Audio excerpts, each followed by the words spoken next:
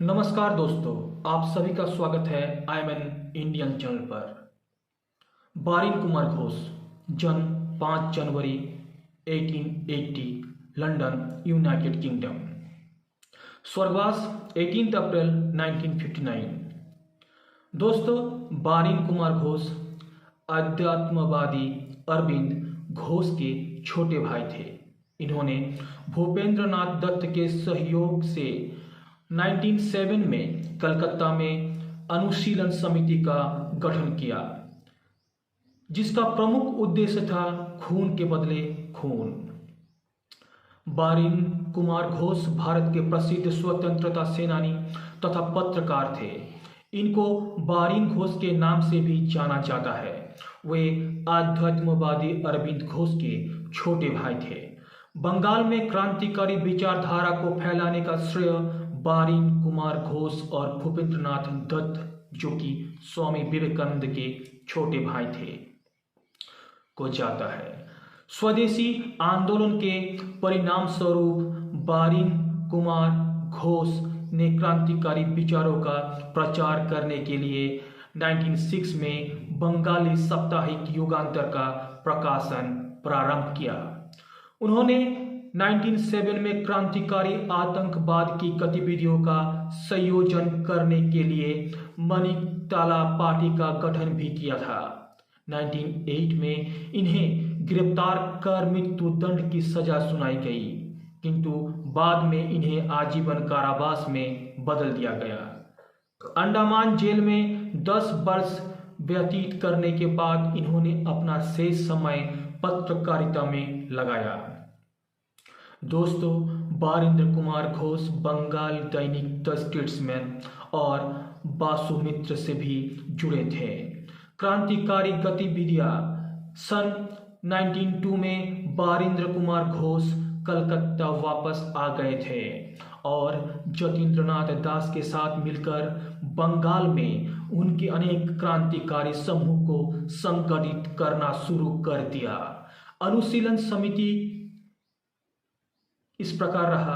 बारिंद्र कुमार घोष और भूपेंद्रनाथ दत्त के सहयोग से 1907 में कलकत्ता में अनुशीलन समिति का गठन किया गया, जिसका प्रमुख उद्देश्य था खून के बदले खून। 1905 में बंगाल विभाजन ने युवाओं को आंदोलित कर दिया था, जो कि अनुशीलन समिति की स्थापना के पीछे एक प्रमुख वजह थी।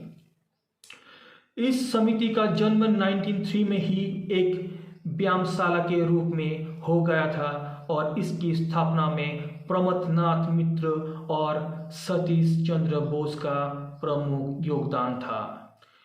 M.N. रॉय के सुझाव पर इसका नाम अनुशीलन समिति रखा गया। प्रमथनाथ मित्र इसके अध्यक्ष, चित्तरंजन दास व अरविंद घोष इसके उपाध्यक्ष और सुरेंद्रनाथ ठाकुर इसके कोषाध्यक्ष थे। इसकी कार्यकारिणी की एकमात्र शिष्य सिस्टर निवेदिता थी। 1906 में इसका पहला सम्मेलन कलकत्ता में सुबोध मल्लिक के घर पर हुआ। बारिंद्र कुमार घोष जैसे लोग का मानना था कि सिर्फ राजनैतिक प्रचार ही काफी नहीं है, नौजवानों को आध्यात्मिक शिक्षा भी दी जानी चाहिए। उन्होंने अनेक जोशीले नौजवानों को तैयार किया, जो लोगों को बताते थे कि स्वतंत्रता के लिए लड़ना पावन कर्तव्य है। कार्य की सहूलियत के लिए अनुशीलन समिति का दूसरा कार्यालय 1904 में ढाका में खोला गया, जिसका नेतृत्व पुलिन बिहारी दास और पी मित्र ने किया। ढाका में इसकी लगभग 500 शाखाएं थी। इसके अधिकांश सदस्य स्कूल और कॉलेज के छात्र थे। सदस्य को लाठी, तलवार और बंदूक चलाने की प्रशिक्षण दिया जाता था। हालांकि बंदूक आसानी से उपलब्ध नहीं होती थी।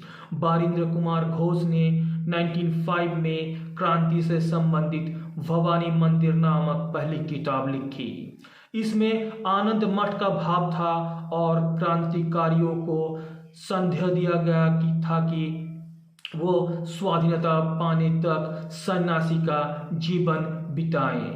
युगांतर का प्रकाशन अपने उद्देश्य की पूर्ति हेतु 1906 में बारिंद्र कुमार घोष ने भूपेंद्र नाथ दत्त के साथ मिलकर युगांतर नामक साप्ताहिक पत्र बंगला भाषा में प्रकाशित करना शुरू किया और क्रांति के प्रचार में इस पत्र का सर्वाधिक योगदान रहा।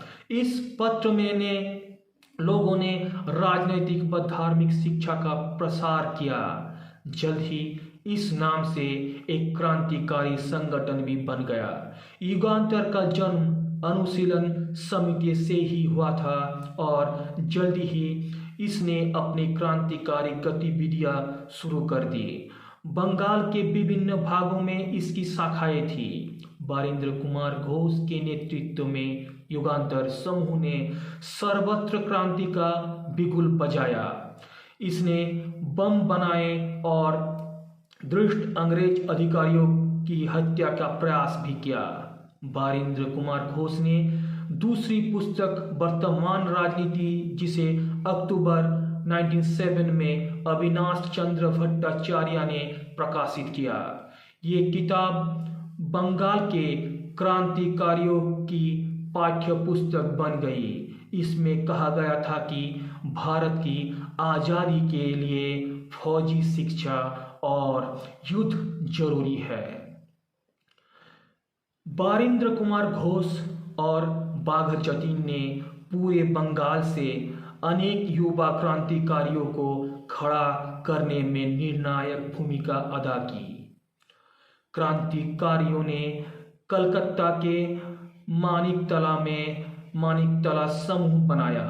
ये उनका एक गुप्त स्थान था जहां वे बम बनाते और हथियार इकट्ठा करते थे। 30 अप्रैल 1908 को खुदीराम बोस और प्रफुल्ल चंद्र चाकी ने किंग्सफोर्ड की हत्या का प्रयास किया, जिसके फलस्वरूप पुलिस ने बहुत तेजी से क्रांतिकारियों को धरपकड़ शुरू कर दी और दुर्भाग्य से 2 मई 1908 को बारिंद्र कुमार घोष को भी उनके कई साथियों सहित गिरफ्तार कर लिया गया। उन पर आलीपुर बम केस चलाया गया और प्रारंभ में ही उन्हें मृत्यु दंड की सजा दी गई, परंतु बाद में उन्हें आजीवन कारावास कर दिया गया। उन्हें अंडमान की भयावह सेलुलर जेल में भेज दिया गया, जहां वो 1920 तक कैद रहे। दोस्तों, ये था वीरेंद्र कुमार घोष की जीवन कहानी। दोस्तों, अगर ये वीडियो आपको अच्छा लगा हो तो प्लीज़ वीडियो को लाइक कीजिए, सब्सक्राइब कीजिए और उसके बगल का बेल आइकन को प्रेस कीजिए ताकि फ्यूचर में वीडियो का नोटिफिकेशन डायरेक्ट आप तक पहुंचता रहे। तो दोस्तों, मिलते हैं नेक्स्ट वीडियो में। तब तक के लिए जय हिंद, वंदे मातरम, जय भारत माता, नमस्कार।